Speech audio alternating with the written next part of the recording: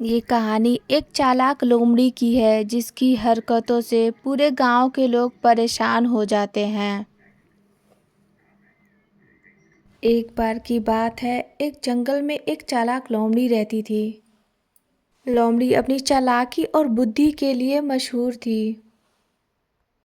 एक दिन उसने देखा कि एक खेत के पास एक छोटा सा गांव था जहां पे लोग अपने पालतू जानवरों को बांध के रखते थे। गांव के लोग वहीं अपने जानवरों को छोड़कर काम पे चले जाते थे। ये सब लोमड़ी बहुत गौर से देख रही थी। ये सब देखकर लोमड़ी ने सोचा कि ये तो अच्छा है। लोमड़ी ने सोचा ये तो मेरे लिए सुनहरा मौका है। मैं इन जानवरों का आसानी से शिकार कर सकती हूँ और अपना पेट भर सकती हूँ। लोमड़ी यही सोचते हुए आगे जा रही थी और रात होने का इंतजार कर रही थी। जैसे ही रात हुई, लोमड़ी बहुत खुश हो गई। लोमड़ी रोज चुपके से गांव में जाने लगी।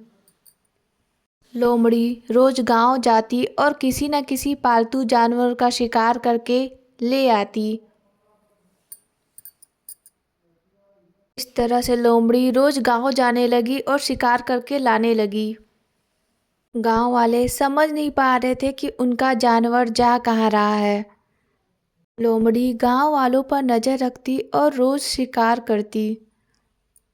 गांव वालों के जानवर दिन प्रतिदिन कम होते जा रहे थे, पर वो समझ नहीं पा रहे थे। गांव के एक बुजुर्ग ने कहा कि लगता है ये काम किसी चालाक लोमड़ी का है। उस बुजुर्ग आदमी ने कहा कि हमें सावधान रहना पड़ेगा और उस चालाक लोमड़ी को पकड़ने के लिए जाल बिछाना पड़ेगा। हमेशा की तरह इस बार भी लोमड़ी गांव जा रही थी कि अचानक रास्ते में तालाब पड़ता है और वो पानी में जाके गिर जाती है। किसी तरीके से लोमड़ी तालाब से बाहर निकलती है। तालाब से निकलकर लोमड़ी फिर से शिकार करने चल देती है। लोमड़ी गांव वालों के बिछाए जाल में फंस जाती है, लेकिन चालाकी से निकल जाती है।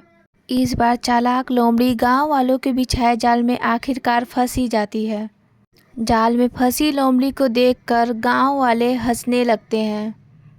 लोमड़ी गांव वालों से माफ़ी मांगती है और कहती है फिर कभी शिकार नहीं करेगी।